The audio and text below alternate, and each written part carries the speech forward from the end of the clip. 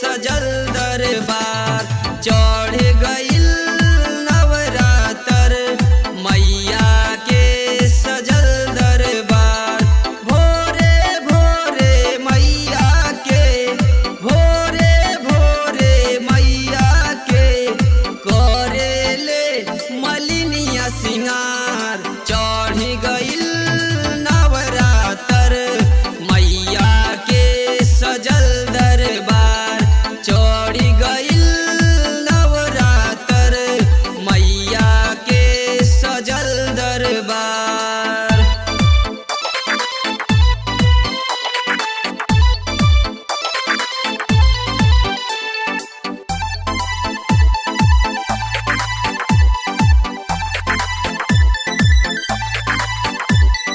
नौ दिन के नवरातर में माई के पूजनवा होला हो नौ रूपवा में मैया के नौ दर्शनवा होला हो।